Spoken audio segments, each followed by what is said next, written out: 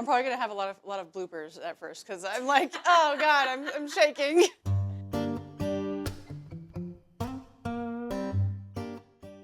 I was coming home from dinner and I remember it was cold. It was like October or November, and she just, bolted out of a bush and was just rubbing up on my leg, had no collar, no tag, was pretty skinny. And Phoenix was just like, okay, like you're my new home. Between her and the dog, it's never quiet in here. Normally it's like the biggest happiness to walk in the door, and like it could have been even a good day, and like coming home, it's like the best thing ever because they just want to see you. They just want to spend time with you, and like what a blessing it is to have just such a little creature think that in your house and in your bed is the safest place in the world. Some people are braver than me, and when they do their treatment, they'll go do laundry and do the dishes, and I'm like a couch potato for it. I'm just like, I'm just gonna, this is my me time, this is my chill time. And I'm normally always just in bed, and Bo will like lay his head on my pump, and I'm like, that's so weird. It's almost like he knows to be gentle. Like sometimes how animals know how, like, to be more gentle with like babies. It's like that. It's so strange and silly, but it's the best. And I'm like, I think I swear, like he knows this is like gentle time and like snuggle, relaxing time. So he's my little infusion buddy.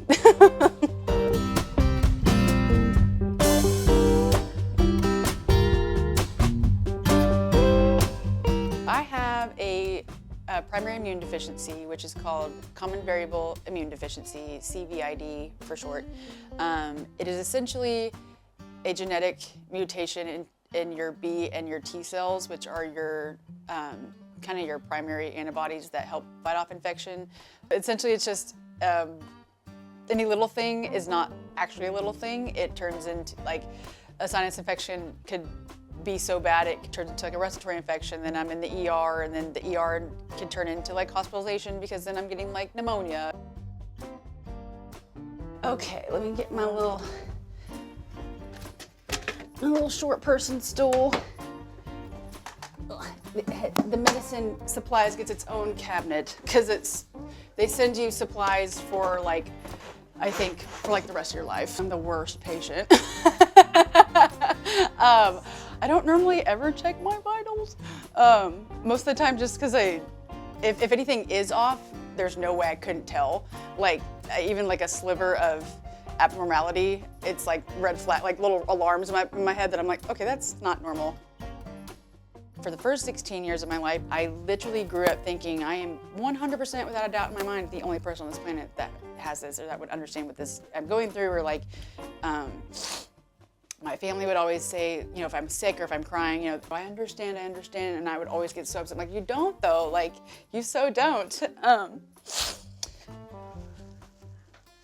My mom found IDF, the Immune Deficiency Foundation, when I was about 16. She basically said, so I found this foundation called the Immune Deficiency Foundation, and they're having a national conference this year in New Orleans, and we're gonna go. I just sat there like mad at the world. I was like, what are you talking about? Like, that sounds so boring. Like, she said, and then we can drive through it afterwards and go to Florida for like a beach girls trip. And I was like, okay, fine.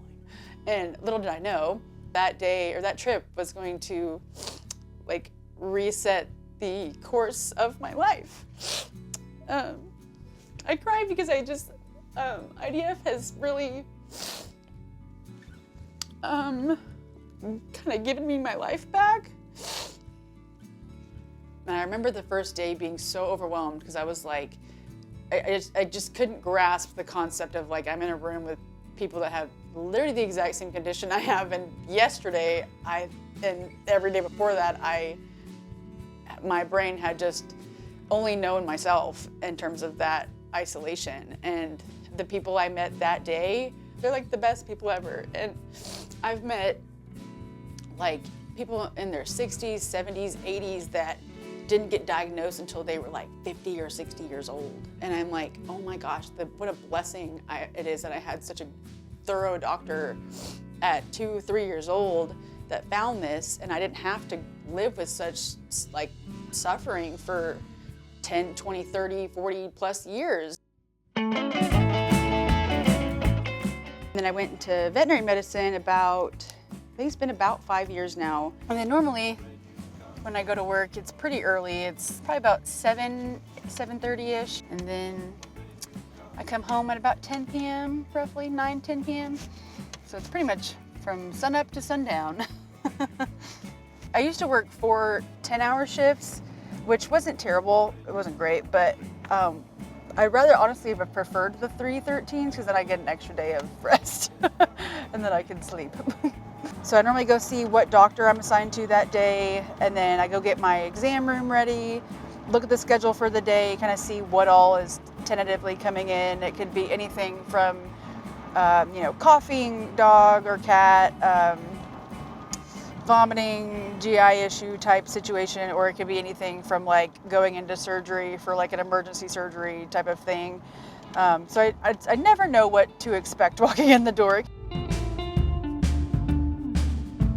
The Immune Deficiency Foundation has a Plasma Ambassador program. They give you a tour of the center, obviously like ask you questions and stuff, and then you get to meet the staff and you get to kind of just over a course of a couple hours, get to talk to however many donors you want or however many will talk to you, and kind of put a face to a cause. They may not know someone that was plasma dependent, and so that's been really cool to meet people on that side of the medication. Without them, I would not be here.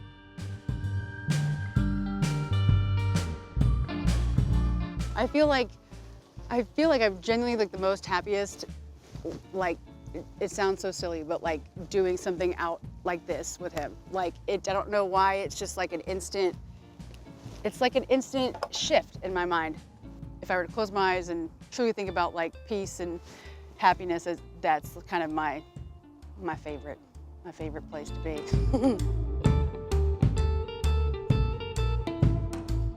Oh, the ultimate question of starting a family in the future. It has always scared me, and it's always made me really emotional because I want children. I want, that picture perfect like family life that like people have and dream of.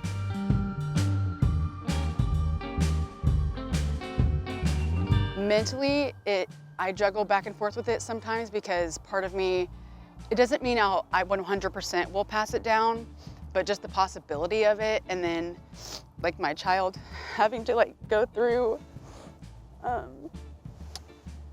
like the amount of medical trauma that I went through just before I was like 15, I would just feel so guilty.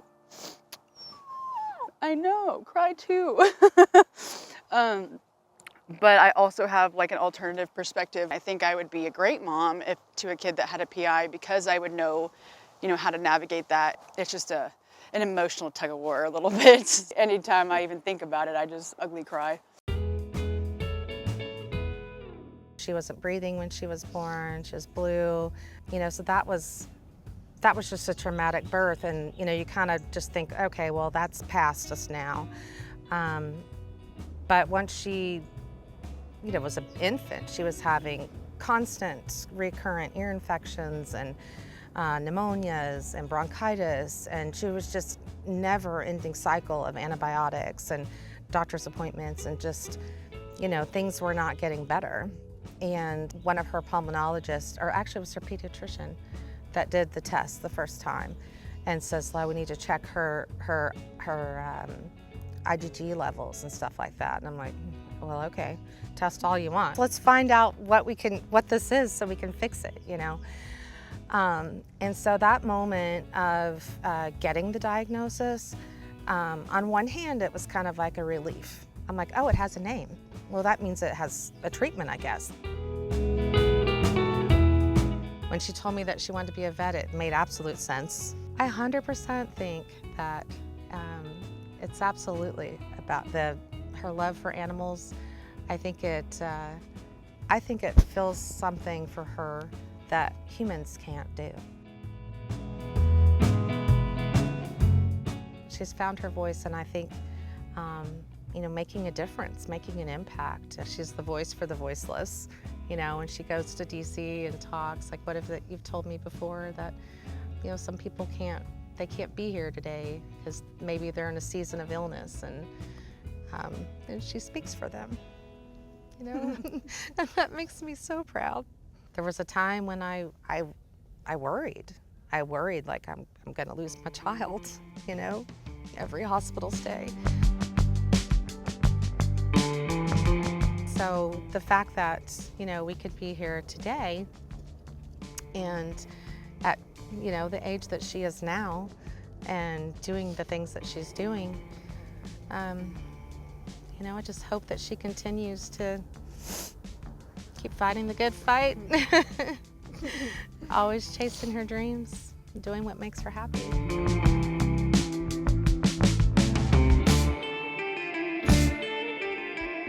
Mallory's one stubborn girl. I mean, she didn't fall apart over this. She just was Mallory, and she just kept going. And so that's what it was for me. I knew it was going to be okay. It was heartbreaking watching her as a 3-year-old learning really hard things that she was unable to emotionally communicate the right way.